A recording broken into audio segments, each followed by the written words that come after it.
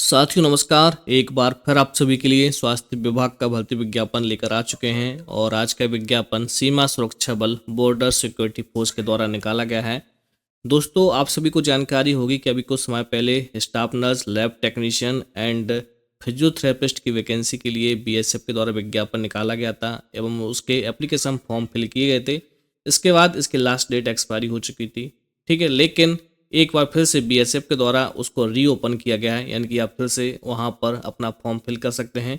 यदि किसी ने अभी तक फॉर्म को फिल नहीं किया तो उसके लिए एक अच्छा मौका है, वो जाकर अभी अपना ऑनलाइन फॉर्म फिल कर सकते हैं। अगर किसी अभ्यर्थी ने इस नोटिफिकेशन को नहीं देखा है तो चलिए एक बार फिर से हम इस नोटिफिकेशन को देख लेते हैं कि कितनी क्या पोस्ट है, क्या सिलेक्शन प्रोसेस है, क्या नोटिफिकेशन है। चलिए दोस्तों हम देख लेते हैं नोटिफिकेशन। दोस्तों आप सभी के सामने है online detail advertisement, government of India, ministry of home affairs, directorate general border security force, ठीक है। दोस्तों बीएसएफ के द्वारा ये जो वैकेंसी है परमानेंट यहाँ पर रिक्रूटमेंट है। ऑल इंडिया कैंडिडेट्स यहाँ पर आवेदन कर सकते हैं। अच्छा मौका है, आप सभी लोग आवेदन जरूर करेंगे। एक बार फिर से आप सभी को मौका दिया जा रहा है। यहाँ पर देखें ग्रुप बी और ग्रुप सी की पोस्ट यहाँ पर शामिल की गई हैं।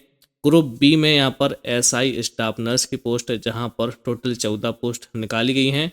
और पे स्केल की वेतन की बात करेंगे, लेवल 6 का वेतन है 35,400 से लेके 1,12,400 आपकी सैलरी रहेगी। अगला आप देखेंगे ग्रुप सी की पोस्ट है, जहां पर ASI lab technician and ASI physiotherapist की पोस्ट को शामिल किया गया है। एएसआई लैब टेक्नीशियन के लिए टोटल 38 पोस्ट हैं और रिजर्वेशन कैटेगरीज वाइज यहाँ पर डिवाइड किया गया है। जनरल 12 हैं, ईडब्ल्यूएस की 4 पोस्ट हैं, ओबीसी की 12 हैं, एससी की 6 पोस्ट हैं एंड एसटी कैटेगरी की 4 पोस्ट हैं। इसी तरह आप एएसआई फिजियोथेरेपिस्ट की पोस्ट को देखेंगे तो 47 पोस्ट निकाली गई हैं, जहाँ पर जनरल की 19 पोस्ट हैं, ईडब्ल्यूएस की 5 हैं, ओबीसी की 12 पोस्ट हैं, एससी कैटेगरी की 7 पोस्ट हैं एंड एसटी कैटेगरी के लिए 4 पोस्ट रखी गई हैं। और ASI lab technician 38 and physiotherapist 47 post हैं, जो कि काफ़ी अच्छी बात है। आप लोग आवेदन जरूर करेंगे। लेवल 5 का वेतन 2800 का वेतन मिलेगा। 29,200 से लेकर 92,300 आपकी लास्ट सैलरी रहेगी। तो ये बात हो गई आपकी पोस्ट एंड सैलरी की। अब हम बात करते हैं कि इसकी एलिजिबिलिटी क्या मांगी जा रही है। तो हम बढ़ चलते हैं इसकी एलिजिबिलिटी की ओर। सबसे पहले आप देखेंगे एसआई स्टाफ नर्स के लिए एजुकेशनल एंड क्वालिफिकेशन में देखेंगे एसेंशियल जो मिनिमम क्वालिफिकेशन है वो 10+2 यानी 12th होना चाहिए। Degree and diploma in general nursing program यानी कि GNM nursing and BSc nursing दोनों कैंडिडेट्स यहाँ पर आवेदन कर सकते हैं। Registration as central nurse and midwife with central और स्टेट नर्सिंग काउंसिल, तो आपके पास में रजिस्ट्रेशन होना चाहिए जनरल नर्सिंग एंड मिडवाइफरी का, वो आपका स्टेट का हो या फिर सेंट्रल का, आप दोनों लगा सकते हैं। डिजायरेबल में यहाँ पर लिखा है यदि आपके पास ये क्वालिफिकेशन है तो आप लगा सकते हैं, जैसे कि experience in the field of tuberculosis, hospital administration, sister, tutor, public health, paediatrics, psychiatry. यहाँ पर आपने काम किया है और आपके पास में कोई एक्सपीरियंस वगैरह है तो आप लगा दें। तो नेक्स्ट पोस्ट यहाँ पर एएसआई लैब टेक्नीशियन की एसेंशियल क्वालिफिकेशन की बात करेंगे। 10+2 विथ साइंस सब्जेक्ट से होना चाहिए, मान्यता प्राप्त संस्थान से। Second, diploma in medical laboratory technology from a recognised institution of the central और स्टेट गवर्नमेंट। दोस्तों यहाँ पर 12th साइंस सब्जेक्ट से प्लस आपके पास में डीएमएलटी होना चाहिए, आप आवेदन कर सकते हैं। और यहाँ पर कोई भी एक्सपीरियंस नहीं मांगा जा रहा है। 38 पोस्ट है, आवेदन जरूर करेंगे। अगला है एएसआई फिजियोथेरेपिस्ट। यहाँ पर क्वालिफिकेशन की बात करेंगे 10+2 विद साइंस सब्जेक्ट से होना चाहिए। डिग्री और डिप्लोमा इन फिजियोथेरेपी दोनों कैंडिडेट्स यहाँ पर आवेदन कर सकते हैं। साथ में यहाँ पर लिखा with 6 month experience in A central या फिर स्टेट गवर्नमेंट का होना चाहिए, हॉस्पिटल का आप आवेदन कर सकते हैं। तो दोस्तों 10+2 डीएमएलटी एंड फिजियोथेरेपिस्ट के लिए 10+2 डिग्री एंड डिप्लोमा प्लस यहाँ पर 6 मंथ का आपको एक्सपीरियंस लगाना है। तो ये हो गई आपकी क्वालिफिकेशन की बात। अब हम बात करते हैं आपकी एज लिमिट की बात। यहाँ पर एज क्राइटेरिया क्या रखा गया है, जैसे कि आप देखेंगे एसआई स्टाफ नर्स की पोस्ट के लिए 21 से 30 साल तक के अभ्यर्थी आवेदन कर सकते हैं। एएसआई लैब टेक्नीशियन के लिए 18 से 25 साल, एएसआई फिजियोथेरेपिस्ट के लिए 20 से 27 साल तक के अभ्यर्थी आवेदन कर सकते हैं। लेकिन यदि आप रिजर्व कैटेगरी के कैंडिडेट्स तो आपको एज रिलैक्सेशन मिलेगा। यहाँ पर आप देख सकते हैं एज रिलैक्सेशन किस तरह से दिया जाएगा। Scheduled caste and scheduled tribe candidates को 5 साल का बेनिफिट मिलेगा। Other backward classes OBC candidates को 3 साल का, यदि आप एक्स सर्विसमैन है तो आपको इस तरह से कैटेगरी में डिवाइड किया गया। जनरल के लिए 3 साल, ओबीसी के लिए 6 साल, एससी एसटी के लिए 8 साल का बेनिफिट मिलेगा। यदि आप डिपार्टमेंट कैंडिडेट्स बीएसएफ पर्सनल यानी कि आप बीएसएफ के डिपार्टमेंटल कैंडिडेट्स रहे हैं तो आपको जनरल के लिए 40 और एससी एसटी के लिए 45 साल एज रिलैक्सेशन दिया जाएगा। विडो एंड डाइवोर्स्ड वुमेन हैं उनको इस तरह से 35 साल, 38 साल, एससी एसटी 40 साल का एज बेनिफिट दिया जाएगा। यदि आप स्टेट गवर्नमेंट के एम्प्लॉय हैं तो सिर्फ आपको स्टाफ नर्स की पोस्ट के लिए बेनिफिट दिया जाएगा। लैब टेक्नीशियन एंड फिजियो के लिए यहाँ पर बेनिफिट नहीं मिलने वाला। तो ये बात हो गई आपकी एज कैटेगरी की। अब हम बात करते हैं आपके एप्लीकेशन फॉर्म की। तो दोस्तों आपको ऑनलाइन आवेदन करना है जिसकी लास्ट डेट है 25 जुलाई 2024।